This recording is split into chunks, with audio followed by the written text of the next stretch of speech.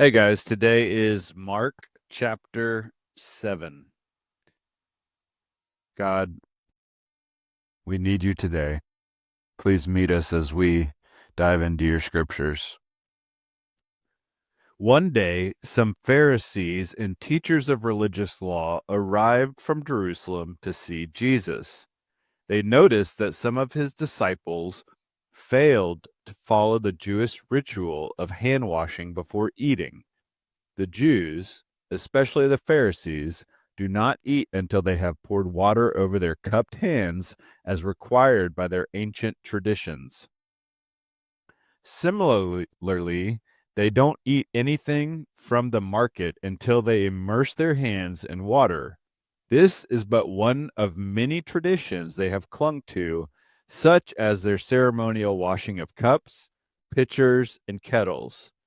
So the Pharisees and teachers of religious law asked him, "Why don't your disciples follow our age old tradition?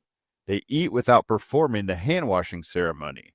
Jesus replied, "You hypocrites! Isaiah was right when he prophesied about you, for he wrote, 'These people honor me with their lips, but their hearts are far from me. Their worship is a farce, for they teach man-made ideas as commands from God. For you ignore God's law and substitute your own tradition." Then he said, "You skillfully sidestep God's law in order to hold on to your own tradition. For instance, Moses gave you this law from God: honor your father and mother, and anyone who speaks disrespectfully of father or mother must be put to death. But you say it is all right for people to say to their parents, 'Sorry, I can't help you, for I have vowed to give to God what I have given to you, for what I would have given to you.' In this way, you let them disregard their needy parents. And so you cancel the word of God in order to hand down your own tradition. And this is only one example among many others." Then Jesus called to the crowd to come and hear. "All of you listen," he said, "and try to understand. It's not what goes into your body that defiles you. You are defiled by what comes from your heart."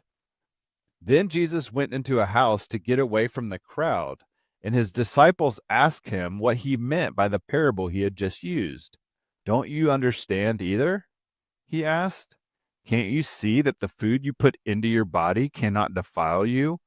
Food doesn't go into your heart, but only passes through the stomach and then goes into the sewer." By saying this, he declared that every kind of food is acceptable in God's eyes. And then he added, "It is what comes from inside that defiles you.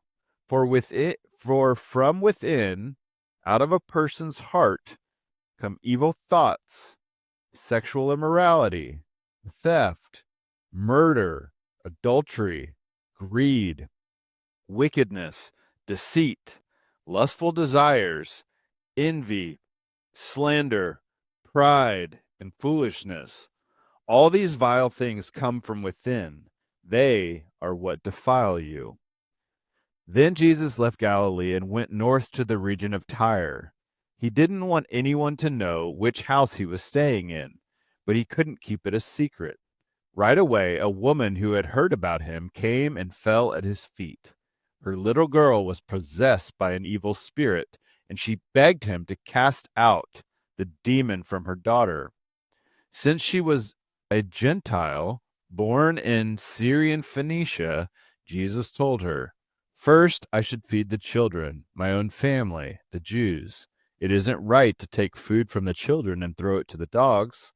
She replied, "That's true, Lord, but even the dogs under the table are allowed to eat the scraps from the children's plates." "Good answer," he said. "Now go home, for the demon has left your daughter." And when she arrived home, she found her little girl lying quietly in bed, and the demon was gone. Jesus left Tyre and went up to Sidon before going back to the Sea of Galilee in the region of 10 towns. A deaf man with a speech impediment was brought to him, and the people begged Jesus to lay his hands on the man to heal him. Jesus led him away from the crowd so they could be alone. He put his fingers into the man's ears. Then, spitting on his own fingers, he touched the man's tongue.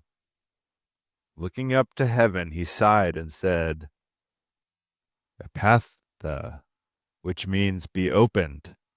Instantly, the man could hear perfectly, and his tongue was freed so he could speak plainly. Jesus told the crowd not to tell anyone, but the more he told them not to, the more they spread the news. They were completely amazed and said again and again, everything he does is wonderful. He even makes the deaf to hear and gives speech to those who cannot speak. God, thank you for your word.